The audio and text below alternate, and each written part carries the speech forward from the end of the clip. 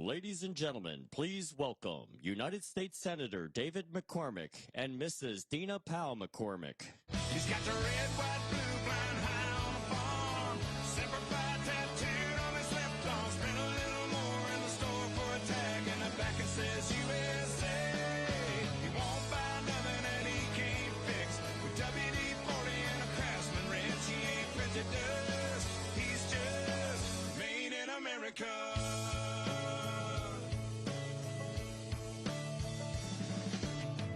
His wife, and she's that wife that decorates on the 4th of July.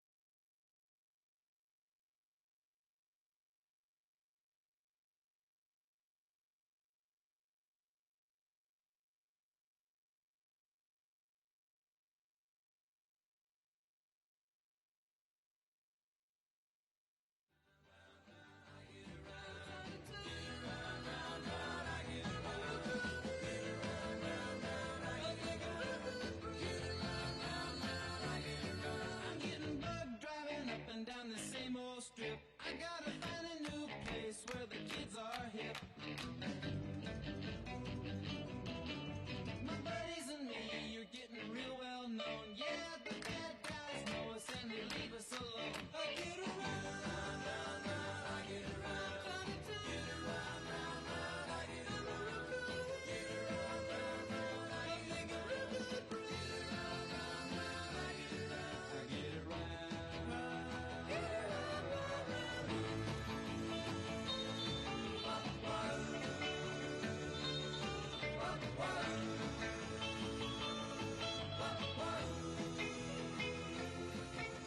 We always take my car, 'cause it's never been beat, and we've never missed yet with the girls we meet.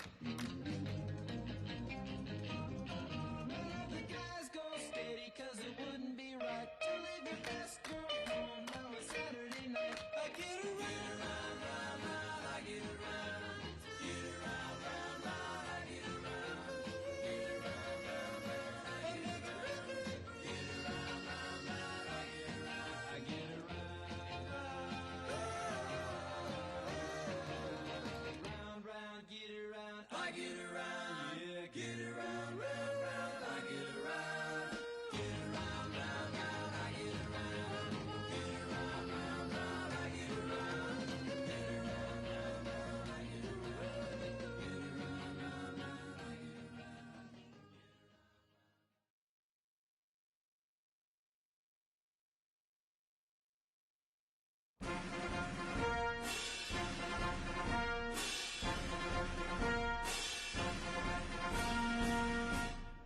Ladies and gentlemen, please welcome the 45th and 47th President of the United States, President Donald J. Trump.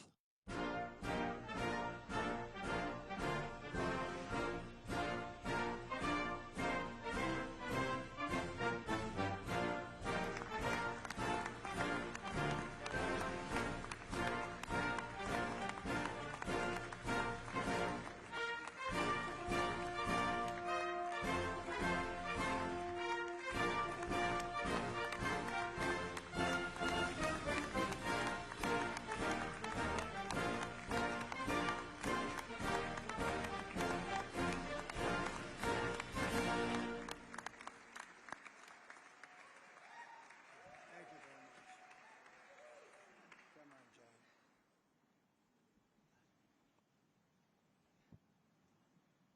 Well, good afternoon. Mr. President, welcome back to Pittsburgh. We're so glad to have you here. A year ago, almost to the day, I was with you at Butler, and I witnessed your strength and your courage on that day, and Dina and I are beyond grateful that you're here safely with us, and we are honored and thrilled to have you back in town the town we're proud to call home, at such an historic time for our great Commonwealth and for our nation. In your first term, you famously promised you were elected to represent the citizens of Pittsburgh, not Paris. And today you're once again making good on that promise. And what's happening here today is absolutely historic. Your visit and your leadership has catalyzed $90 billion of investment in energy and AI revolution in Pennsylvania. $90 billion.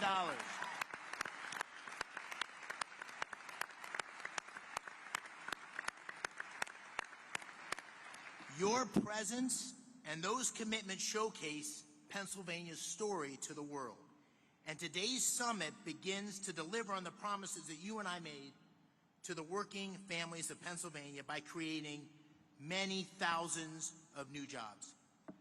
Mr. President, you and I campaigned on an agenda to make America energy dominant, to secure our nation's AI leadership, to create jobs and opportunity for working families in Pennsylvania and across America. And your policies are working. You're making our country energy dominant once again. You're supporting workers at every level. You've embraced foreign investment and created good-paying jobs right here in the United States of America. And you have been unwavering in your commitment to rebuilding America's industrial capacity and securing long-term AI leadership. Those policies are not only crucial to our economic well-being, to the people here in Pennsylvania, but to our national security. And this agenda has galvanized private capital. It's unleashing a new wave of industrial development and job creation across America and in Pennsylvania. And I just want to say I'm so thankful to you, but also to your incredible team, Secretary Lutnick, Secretary Bessent, Secretary Burgum, Secretary Wright, David Sachs. We have had such incredible leadership and support from your team. Before we talk about those commitments here and what it means for Pennsylvania workers, I know you want to say a few words. And so I'd like to say, ladies and gentlemen, it's my honor to introduce the 45th and the 47th President of the United States of America, Donald J. Trump. Thank you. Thank you. Thank you very much.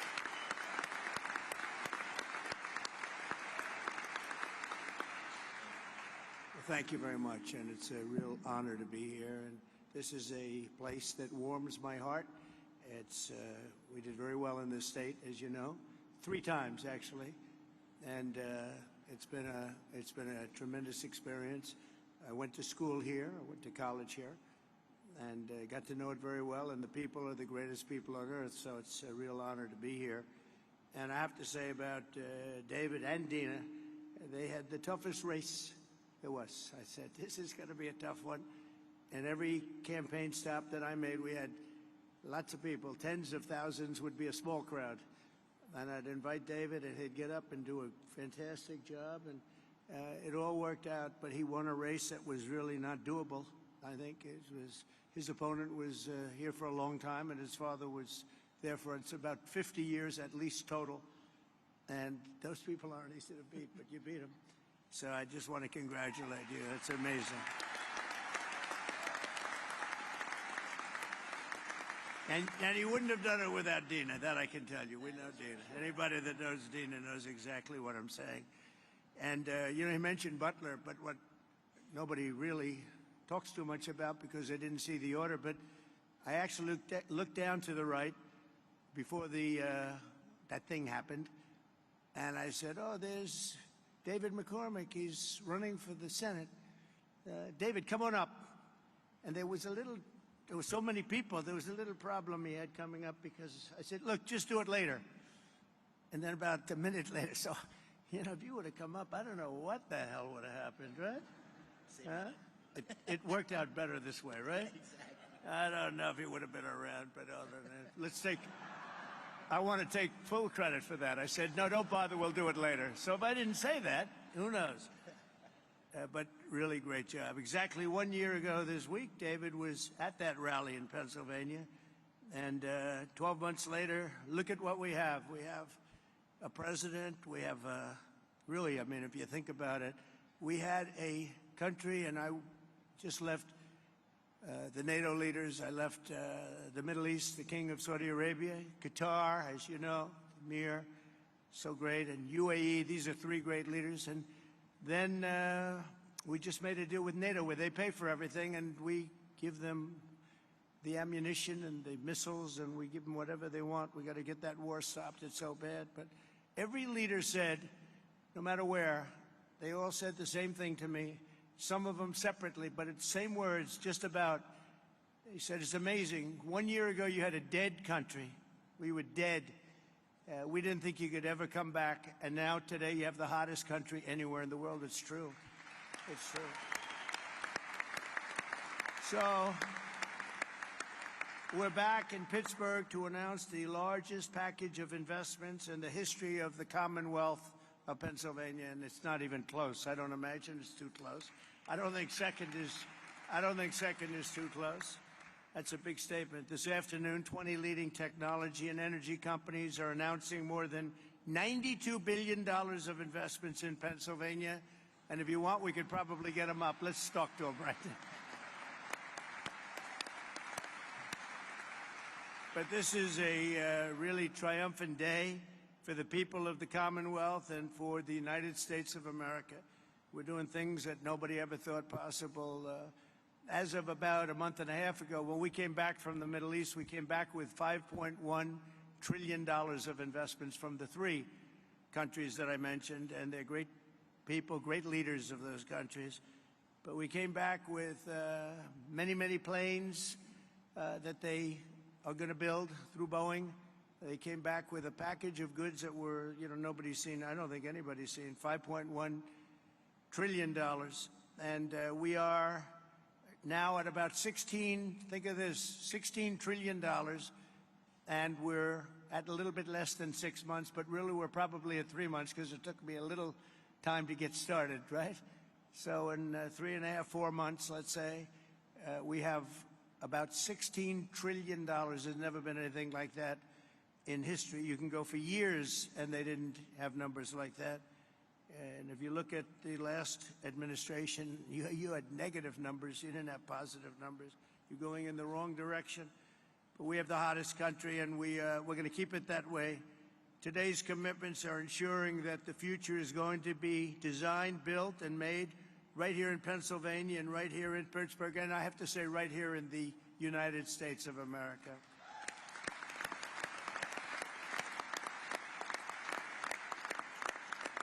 I want to thank, we have some great talent in the administration. I want to thank and say hello to a few people that are with us.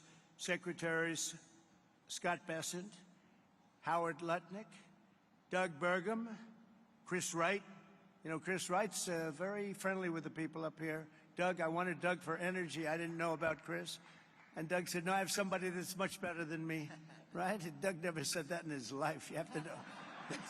I said, this guy must be very good, but what a team they are.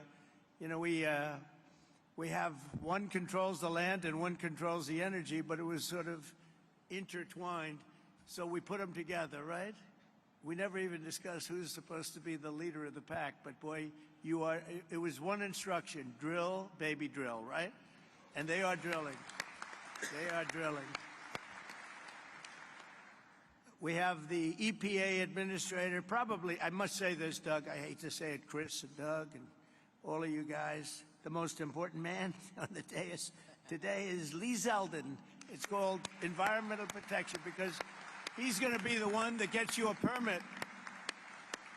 He's going to get you a permit for the largest electric producing plant in the world in about a week, would you say? Now, if you go nuclear, I promised him I'd give him 2 weeks. Okay, nuclear will give him a little more time.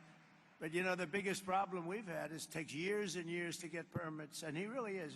He's a phenomenal guy, and his history. He's a great lawyer, great congressman, in a race that was, according to most, unwinnable. Almost won for governor, just missed it by a few points, and he's really fantastic. But he's essentially the Environmental Protection Agency, the top man, and he's got things rocking, and already they're building plants and they have their permits.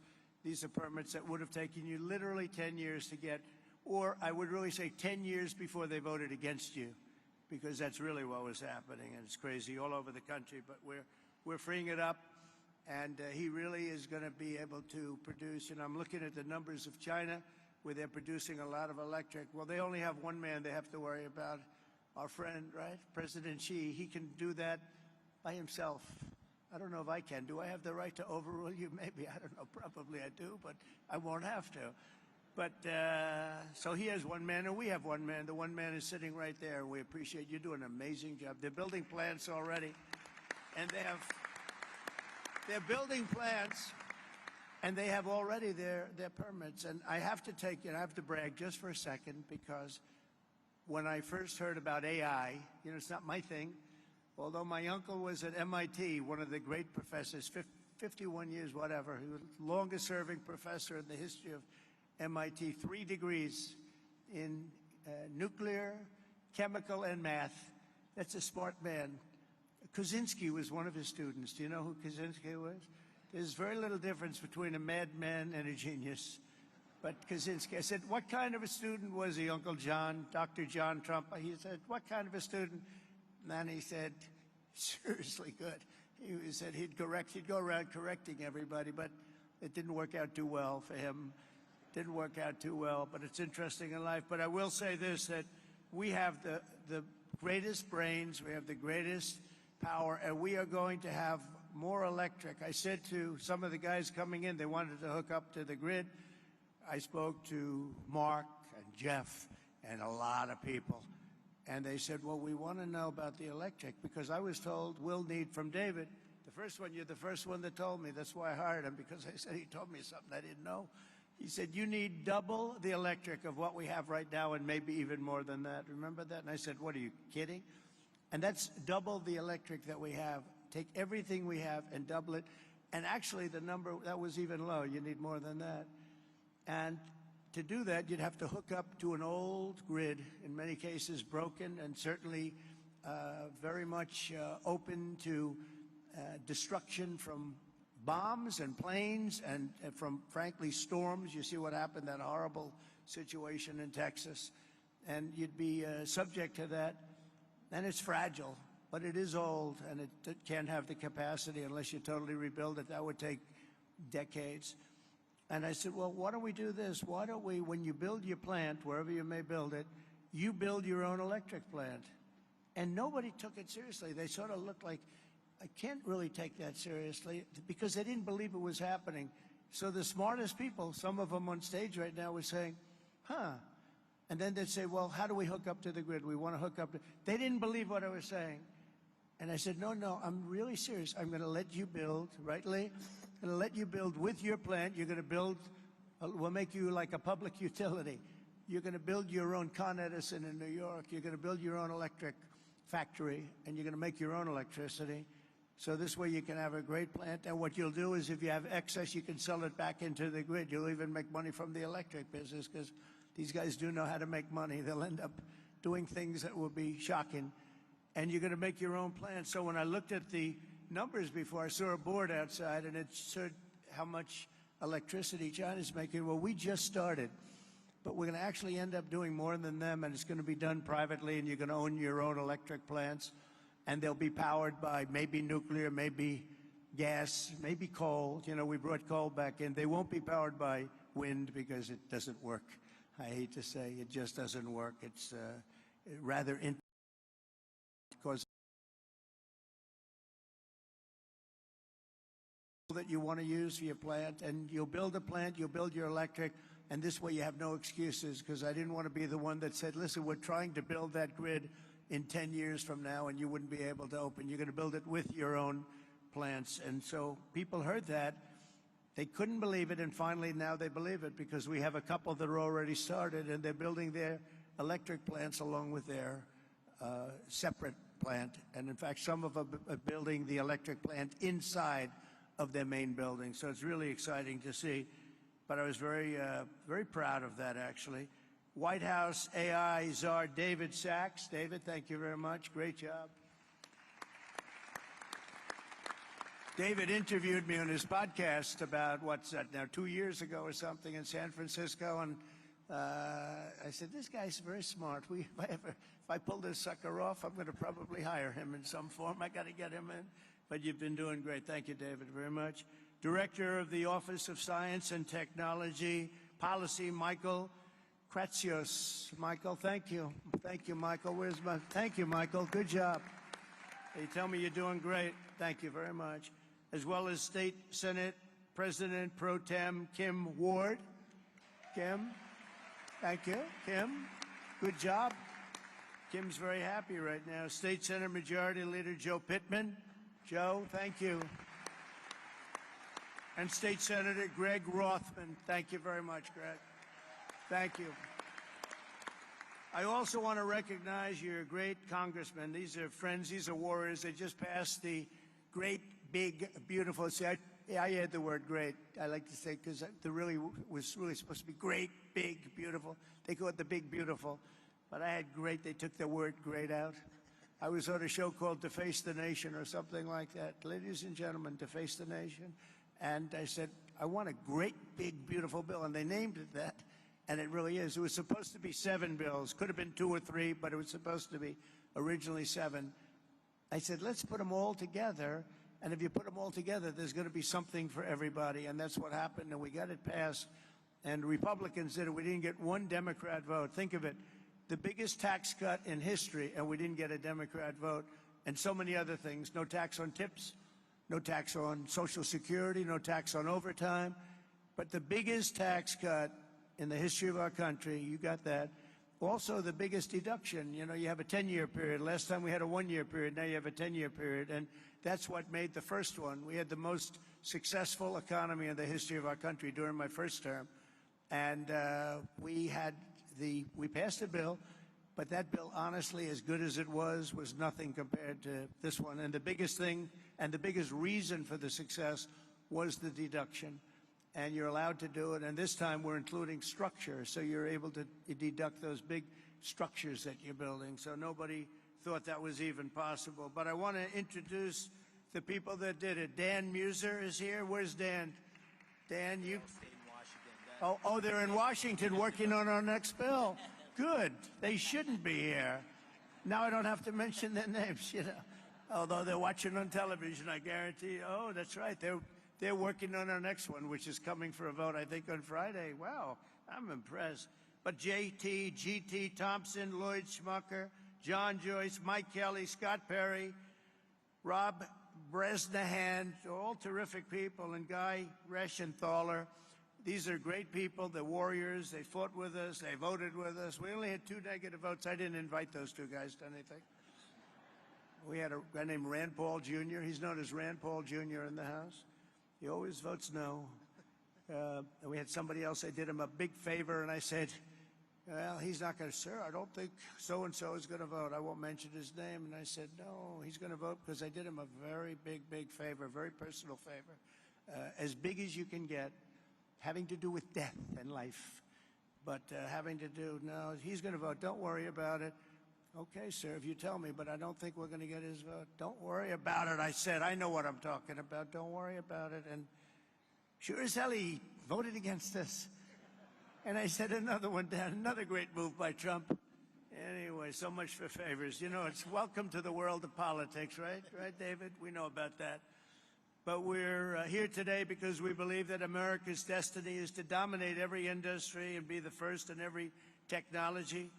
And that includes being the world's #1 superpower in artificial intelligence. And we are way ahead of China, I have to say.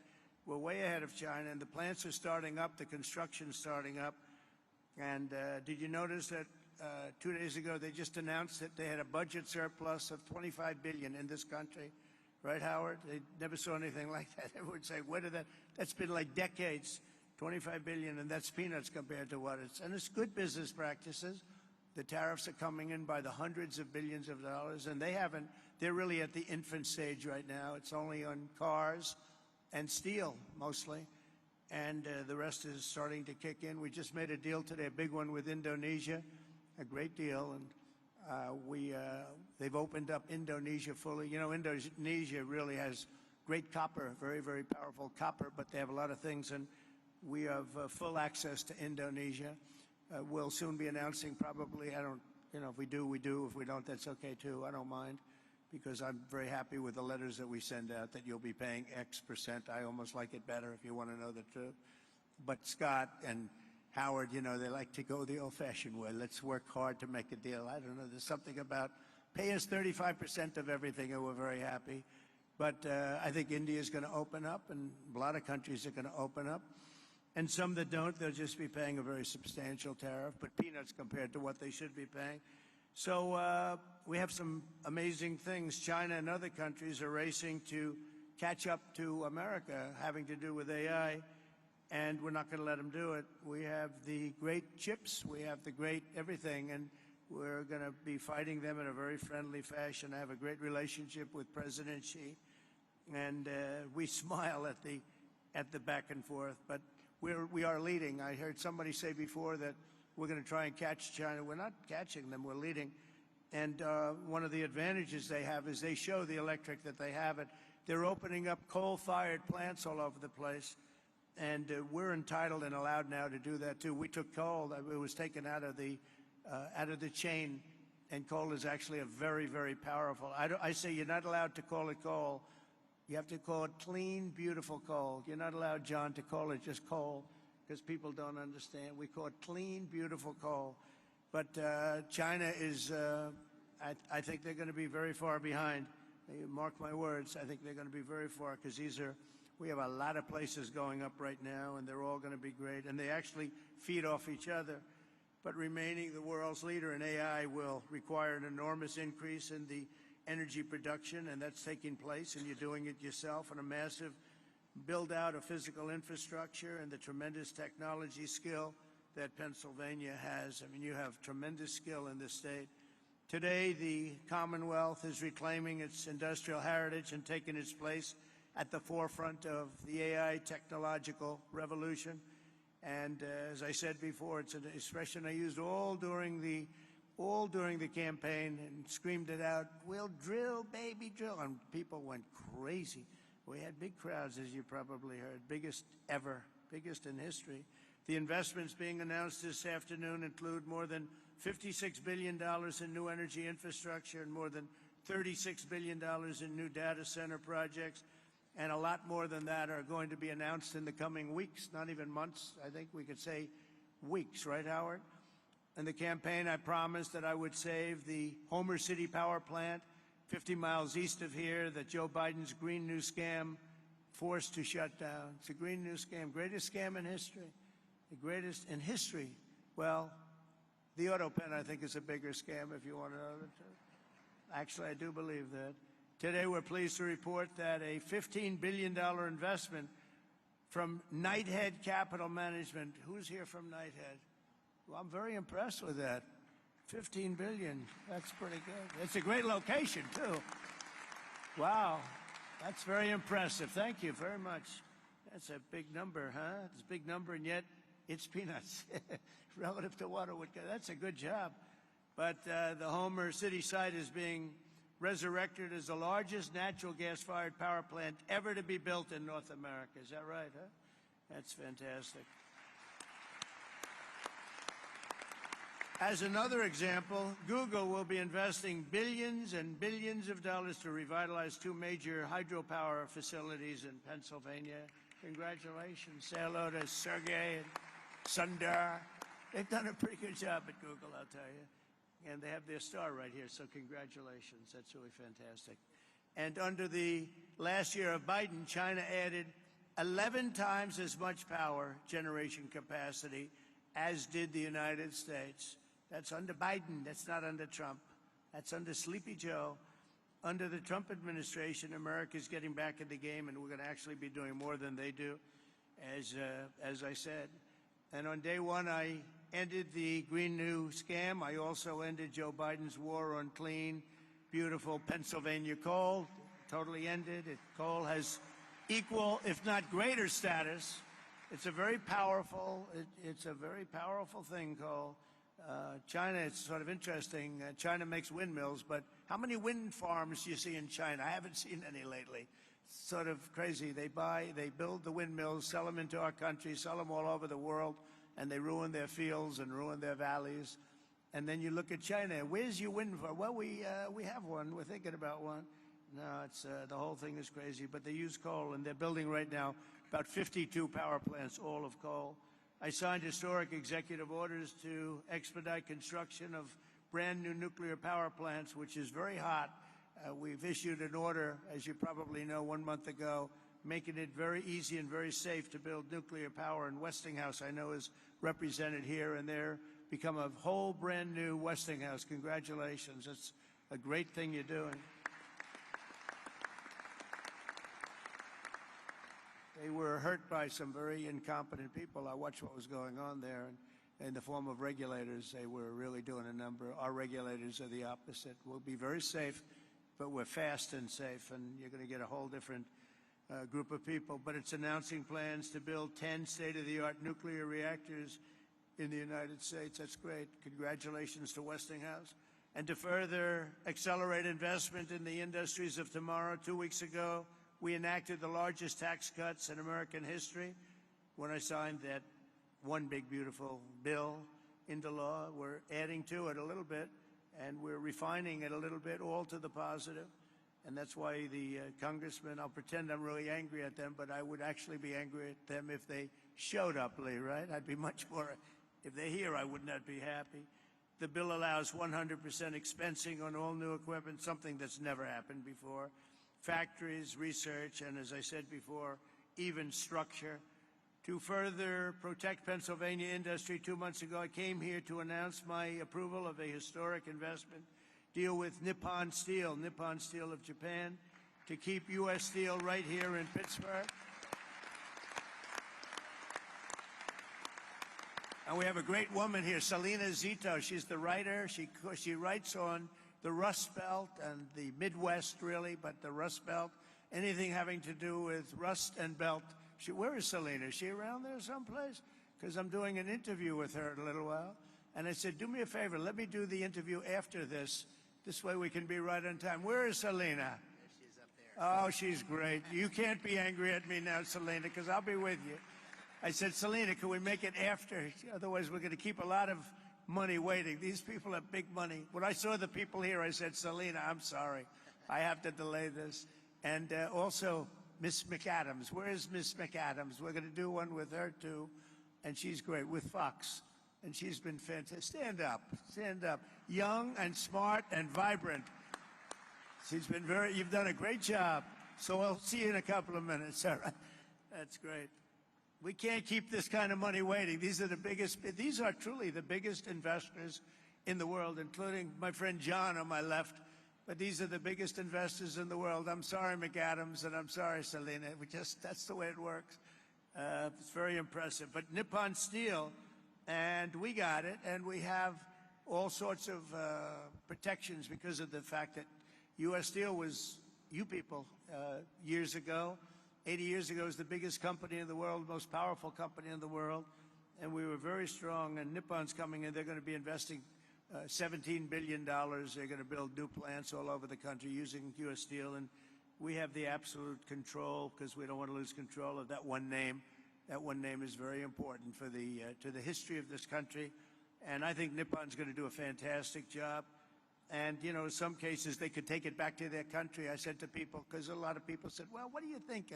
Japanese companies coming in. I said, well, you know, when they spend $1 billion in a steel plant, they're not going to put it on a boat and take it away. It's going to be right here with us no matter what. But they are going to do a fantastic job, and they look forward to it, and they're so excited about it. They actually fought very, very hard to get that deal.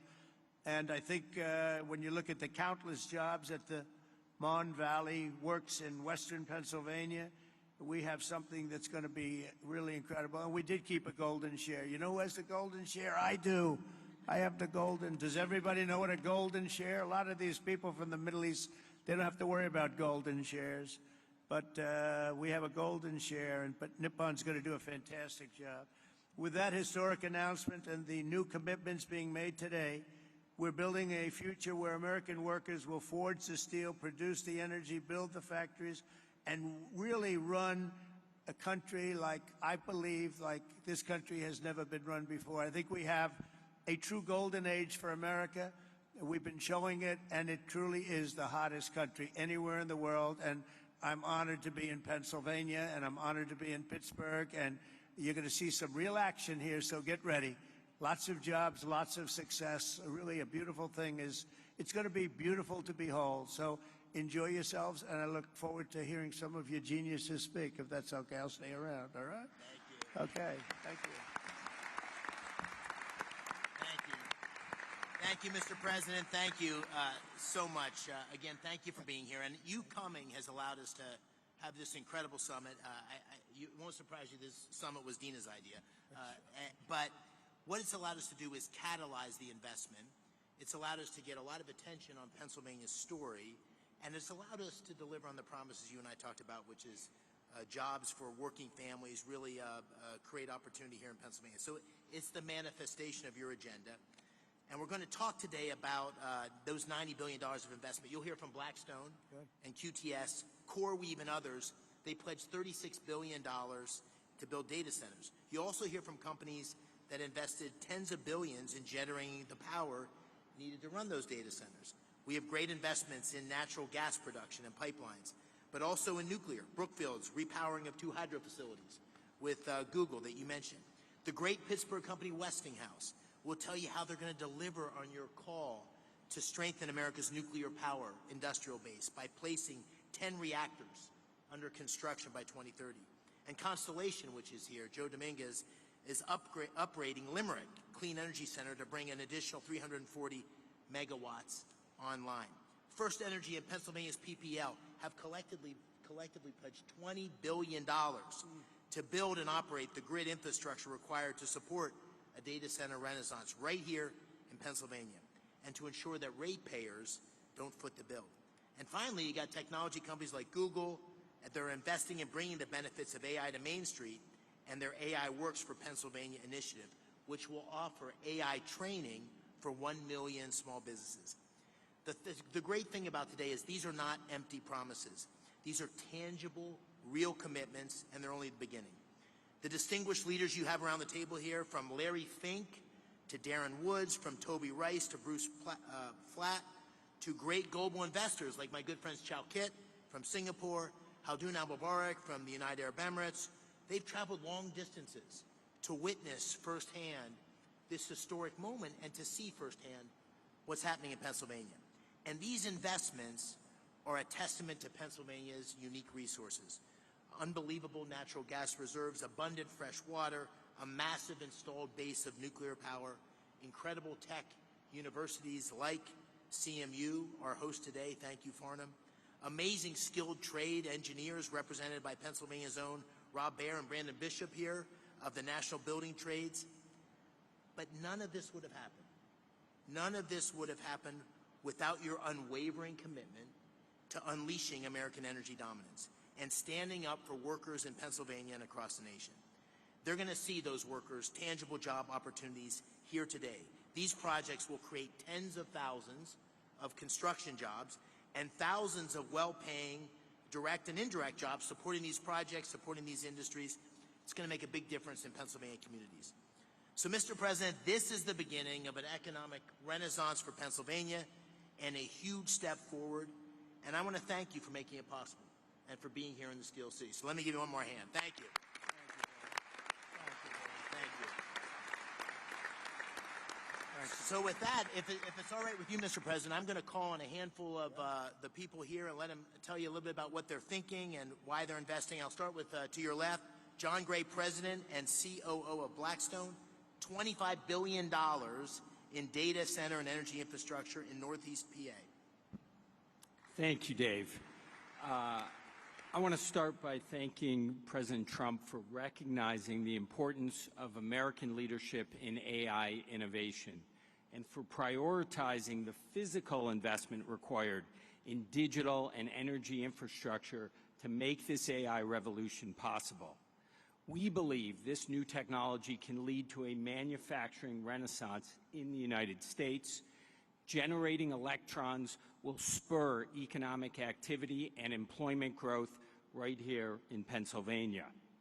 That also leads me to thank Senator McCormick for hosting this terrific summit, with Dina's help, of course, So many important participants from around the globe have come here, including political leaders in Pennsylvania from both sides of the aisle, who all care about making this state and the U.S. successful in this vital area. By the way, I love this state too. I went to college like you here as well. I met my wife here, and it is a great place. I will say that at Blackstone, we have enormous investments here, and we're very excited to announce that we're going to make a further $25 billion investment into Pennsylvania's digital and energy infrastructure. Great. The investment should catalyze over the next 10-plus year a further $60 billion on top of that into the state. Pennsylvania, as you've heard, is uniquely situated as a strategic hub to power the nation's AI objectives. Abundant, low-cost energy, 20% of the country's natural gas production, and by co-locating data centers next to the natural gas, we eliminate the enormous cost and time delays with these projects, which makes us super bullish on this state. America's AI future obviously requires rapid acceleration of data center construction. Our company, QTS, is the largest independent data center developer and operator in the world. QTS has secured multiple land sites throughout the northeast of Pennsylvania. We're very excited about that. The co-CEO tag is over there. We're also excited to announce today a JV with Pennsylvania utility PPL to invest in new natural gas generation facilities. These will ensure grid reliability and power Pennsylvania's digital infrastructure, as well as homes and businesses across the Commonwealth. Net here, this continues our long-term partnership at Blackstone with Pennsylvania.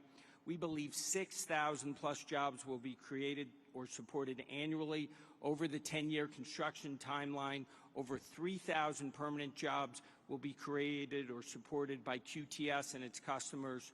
We have long-standing relationships with labor. We plan to continue those here in Pennsylvania, and we intend to commence construction on these projects by year-end 2028. Thank you for having us today, Senator McCormick. Thank you, President Trump, for your leadership. We are honored and excited to be investing in the future of Pennsylvania and the United States. All right. Thank you, John. That's great. And I'm going to keep us moving because there's so many people here I want to call on. Brian Tierney, CEO of First Energy, a $9.3 billion investment across PA to expand power distribution and strengthen grid infrastructure. Brian. Thank you, Senator McCormick, and thank you, President Trump, for your leadership, particularly on energy security and what it means to our economy. Thank you. At First Energy Pennsylvania, we have 6,000 contractors and employees who are thrilled to serve 2 million customers in the state. We are planning $15 billion of investment between now and the end of your term in the distribution grid and the transmission grid to enable things like artificial intelligence development, shale gas development, and any other form of economic and technological development that there is. We have partnered with the unions, the IBEW and the UWUA. We have a journeyman lineman hiring program, and we have an apprenticeship program that will create not just jobs, but long-term good-paying careers for the people of the Commonwealth. We're thrilled to be making this investment in the grid and infrastructure in the Commonwealth and look forward to working with those around the table to make it happen in the years to come. Thank you. Thank you, Brian. Thank you, Brian. All right. Dan Summer, you know, a Pittsburgh iconic name, Westinghouse, $6 billion. This ties directly to the executive order and your commitment to nuclear power. $6 billion investment to deliver 10 new large nuclear reactors by 2030, consistent with your executive order. And we're so excited about it here. Dan, take it away. Senator McCormick, thank you. President Trump, you've led on nuclear energy in this country, and you've reinvigorated our industry with the vision that you've set forth in your executive orders. Our industry is reinvigorated. We're ready to mobilize. Westinghouse today is the world's leader in nuclear technology. Over 50% of the reactors that operate in the world use Westinghouse technology, and today, we as a company service over 60% of the world's operating nuclear fleet right here from our headquarters in the Pittsburgh region, actually Butler County, as well as sites around the country and around the world. What we're happy to share today is we've taken the call to action under your executive order to partner with companies across our industry to mobilize a plan to deliver 10 AP1000 reactors in the U.S. with construction to begin by 2030. This is not only critical to achieve your goals with respect to energy dominance and winning the AI race, but it's a driver of massive economic benefit across our country. When we deploy a fleet aligned to your vision, we'll drive $75 billion of economic value across the United States, with $6 billion of value here in Pennsylvania. It's also a jobs machine. Implementing your vision will create or sustain over 55,000 jobs across the country and over 15,000 jobs here in the Commonwealth alone. And these are great jobs across manufacturing, engineering, and construction. And beyond that, we're happy to announce today a strategic collaboration with Google to leverage Google's expertise in AI and AI solutions, along with Westinghouse's AI technology and 75 years of OEM nuclear engineering and construction data to build an AI machine that helps us rethink how to do nuclear construction in this country and honor your commitment and your expectations for us to, when we deliver nuclear, we'll do it on budget and on cost. Mr. President, thank you for your leadership. Thank you for your vision. Westinghouse and our industry are ready to deliver. Thank you. Thanks, Dan. You almost gave the introduction for my good friend Ruth Peratt. Ruth, thank you for being here. And Google is doing a number of things, partnering with Brookfield, which Bruce Flatt is here, great partnership. We're lucky to have them both engaged in Pennsylvania. Bruce is also the majority owner of Westinghouse. Brookfield's the majority owner of Westinghouse, and also an incredible effort to train 1 million small businesses in AI. So Ruth, please tell us what you're doing in Pennsylvania, and thank you. Thank you, Mr. President. Thank you so much for your leadership, for your clear and urgent direction that our nation invests in AI, in the infrastructure, technology, and energy needed to unlock the extraordinary capabilities and really enable America to continue to lead. And Senator McCormick and Dina, thank you for this extraordinary convening. It really has delivered the energy, no pun intended, that we were striving to achieve here. On behalf of Google, I'm very pleased to be here in Pittsburgh to announce that Google is investing more than $25 billion in data centers and AI infrastructure across the states in this critical PJM region over the next 2 years. And to support the investment, we're investing in 3 additional ways and focused on them. First, Mr. President, to support your mandate for energy abundance, we're investing in hydro, as you referenced. It is a $3 billion, 20-year agreement with Brookfield Energy to modernize 2 hydropower facilities in Lancaster County. Second, we've already heard about the importance of the grid. The Department of Energy has estimated that there is up to 100 gigawatts of additional capacity in America's grid infrastructure if we collectively work to unlock it. So at Google, 2 things. We're applying advanced technology to ensure that we're most efficiently using power from the grid, and we're also working on ways that AI can help to identify and deploy capacity more efficiently. I think what's really exciting also is we're focused on jobs. There are 2 parts of the focus on jobs. One is really training to support the jobs to modernize the grid. There is an acute need for electrical workers in this country. It's estimated in the 100,000 plus. Last month, Google made a grant to the Electrical Training Alliance to equip more than 100,000 electrical workers with the skills that they need and train 30,000 new apprentices by 2030. Today, we are expanding that grant to increase the projected pipeline of new electricians in Pennsylvania by 64%. Third, we think it is critical, as Senator McCormick said, to build a fair America, an America where everyone has the opportunity for jobs of the future. And to ensure that we can do that today, starting in Pennsylvania, we're really proud to announce AI Works for America. And through partnerships with leading employers, universities, skilled trades, and manufacturers, we're going to help train American workers and students by teaching them essential AI skills. And as part of this, I'm very proud that Google will be offering free AI training to every small business in the Commonwealth of Pennsylvania.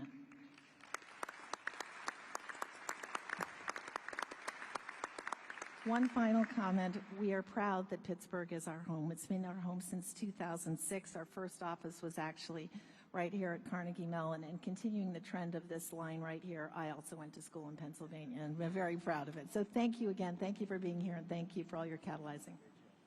Thanks, Ruth. That's what we like to hear. I want to call on just briefly Mike Intrator. Mike, I want to take note of this for all you CEOs. Mike is the CEO of CoreWeave, which made a big announcement today, $6 billion investment in Pennsylvania, and his stock went way up. So all you CEOs, just take notice. Investing in Pennsylvania is good for your stock price. Mike, please tell us about this project. It's very, very exciting. Thank you very much, Mr. President, Senator McCormick. And yes, you're correct. The market responded well to our announcement of investing $6 billion into a Lancaster, Pennsylvania data center. It's a data center that we will be able to host some of the most advanced, state-of-the-art computing infrastructure that the country needs in order to maintain its position as the leader in artificial intelligence. The data center will drive 600 jobs for across the trades as we construct the site, and then another 175 jobs of permanent employment. We're extremely excited about the role that this data center is going to play in our plans to be able to support not just the Commonwealth of Pennsylvania, but the broader Mid-Atlantic region for us. And you know, your support has been incredible across the energy space that's required to deliver clean, reliable power, as well as your support for artificial intelligence at large. Thank you very much. We appreciate your support. Thank you, Mike. Mr. President, what you hear over and over again are these incredible job creation, but we need workers to be able to fulfill these jobs. And I see my friend Barry in the audience, and we've talked a lot about the need for construction workers. There he is. There's Barry. We have Brandon Bishop with us today from the National Building Trades. And, you know, I was with a bunch of guys from the building trades a couple weeks ago, and they were saying, you know, we don't want to do the apprenticeship program until we're sure about the work. And I said, double, triple, quadruple the programs, right? We got to have skilled workers who can meet the needs. We got a tsunami of opportunity coming for Pennsylvania. And so maybe you could take a minute, Brandon, on that. Thank you for being here. Thank you, Senator McCormick. Mr. President, it's an honor to be here today representing North America's building trades unions and our 3 million members, especially the thousands of highly skilled workers across Pennsylvania who are ready to deliver on all of the historic investments being announced here today. All the projects discussed here today aren't just about energy and innovation, they're about job creation. And all of us in the building trades stand ready to deliver. If you want the highest quality, most productive, long-term labor certainty, partner with us from day one. Don't just build with us, stay with us and maintain it for decades. And when you partner with the building trades, you get results. Productivity is 14% higher, projects cost 4% less on average, they're 40% less likely to face labor shortages, and labor turnover is cut by 2/3. We are the solution to the workforce challenge. Our members are sourced and trained through the largest private workforce development system in the country. Over 16,000 world-class training centers, including many right here in the Commonwealth of Pennsylvania. These centers train hundreds of thousands of men and women through our gold standard registered apprenticeship programs. No taxpayer dollars required. And they don't just lead to jobs. They launch lifelong, middle-class careers with family-sustaining wages, health care, and retirement. So if you're investing in Pennsylvania, let's talk, let's plan, let's partner. Because there is no workforce more prepared to build the future and no investment more certain than when you build with us. That's what we do. We build, we maintain, and deliver, all while doing it the best way, safely, on time, on budget, and with the highest quality. Thank you. Thanks, Brandon. I appreciate it. Thank you. All right, so I asked the president. He said I could take the opportunity. We got the A-team here in terms of the cabinet the president put together. So I'd like to do a lightning round and just call on a couple of cabinet members to comment on what's going on in terms of the incredible action and activity at the intersection of the AI revolution and the energy revolution. We got a great team here that's working together. So let me just work my way around the table. Mr. Treasury Secretary Scott Bessent, and then I'll turn to you, Howard, and then you, Chris, and then you, Doug. And Director Zeldin, I'm sorry I didn't mention you before, but I'm so glad you're here. You're doing great things for our country. Thank you. Thank you, Senator. I want to thank President Trump for his leadership. President's laid the foundation for a golden age economy, and it comes just in time to begin America's 250th anniversary celebration. 3 industries will define the future: manufacturing, energy, and technology. Not coincidentally, Pennsylvania is at the forefront of all 3. For more than 2 centuries, the Commonwealth has been the keystone at the top of the American arch, and politically, economically, and technology has played an indispensable role and will continue to do so under President Trump and Senator McCormick's leadership. The Rust Belt is no more. It's a thing of the past. The factories that industrialized America, won World War II, and built our modern infrastructure are firing up again, and new factories are coming online. Taking place along the blue-collar boom is the CapEx boom that we heard about today, and this is just the beginning. This is the 3rd time I've had the privilege of being in the Iron City in less than a year. I was here President Trump's final day on the campaign trail at the auditorium at the Duquesne Arena, and I saw the steel workers there to support him. I was back 3 weeks ago when he announced the Nippon Steel deal at the U.S. Steel plant, and it's an honor to be here with all of you today and see this CapEx boom along with a workers boom. Thank you. Thank you, Mr. Secretary. All right, my good buddy, Secretary Lutnick. Advanced manufacturing, technology lead. Our technology is the best in the world.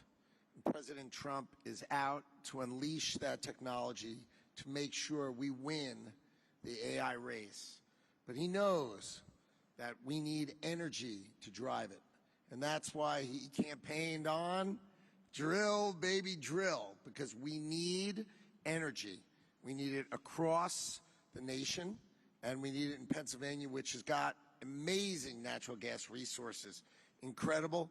And then we've got to turn that into advanced manufacturing. So those 3 buckets are where we're going, and President Trump is leading the charge on that. And we are very excited. $16 trillion in investment dollars coming into America. So your workers, man, are they going to be busy?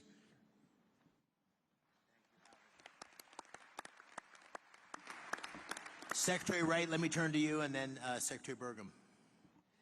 Yes, thank you, Senator McCormick, and thank you, President Trump. We are all here, and we're talking about $90 billion investment in this state because of a dramatic pivot in the leadership of our country. President Trump, an East Coast real estate developer, understands in his gut energy more than anyone I've met. He knows energy is the infrastructure for everything we do. If you get energy wrong, nothing else matters. If you get energy right, the possibilities are just immense. And Pennsylvania, the oil and gas industry, global oil and gas industry, started a few dozen miles from here in Titusville, Pennsylvania. The shale gas revolution may have started in Texas, but it really flourished and hit its peak right here in Pennsylvania. Pennsylvania today exports more energy to other states than any other state except for Texas. And it would export more, but it had blocks on building pipelines.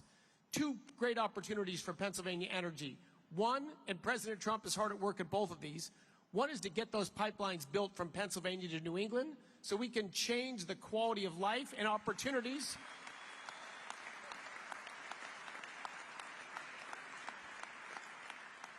People in New England have a lower quality of life than they deserve for bad political decisions that can be changed. And number two, the opposition to building pipelines out of Pennsylvania doesn't stop the production of gas in Pennsylvania. Pennsylvania natural gas production could ramp up tremendously fast, and Pennsylvania could lead the world in AI and reshoring manufacturing. Secretary Burgum. Thank you.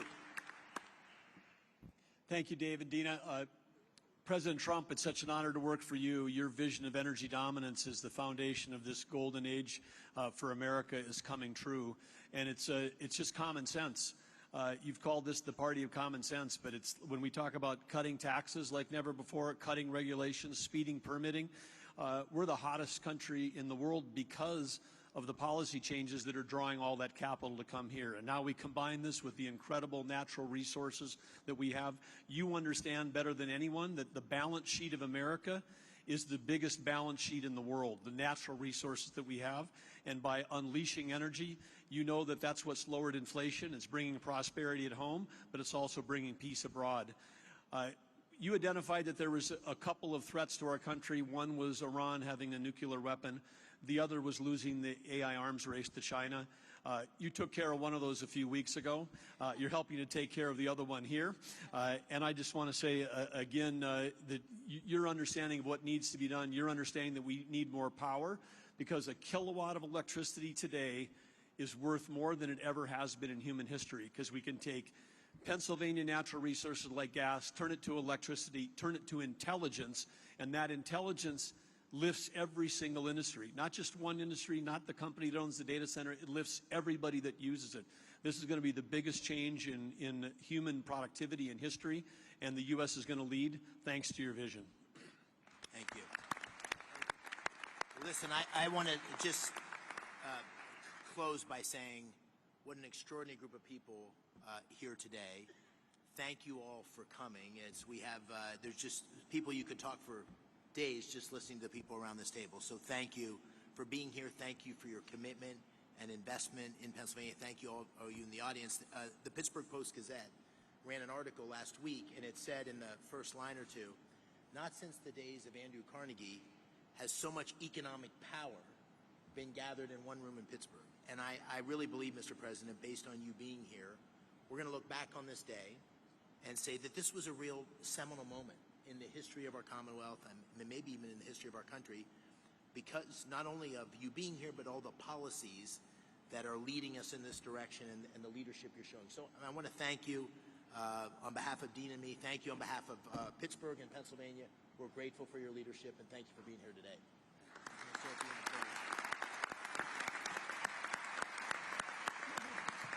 Well, thank you very much. And I have to say that David said, could you just come in and make a quick statement and then you can leave right away? And I said, okay, good, I'll do it. But when I saw the people gathered, I said, I'm not leaving. I want to learn something, and I have learned something. This is the smartest group of talent probably that you've ever had in terms of energy and even finance ever had in one room. So it's an honor to be with you. I used to do what a lot of you guys did. I like this better, though. I don't care. And you're doing a fantastic job, but really it's an honor to be with you, and congratulations. You're going to have tremendous success all over the country, but you're going to have tremendous success in the Commonwealth. So good luck to everybody. And if I can help you, let me know. Thank you very much. Thank you, President. Great to be with you.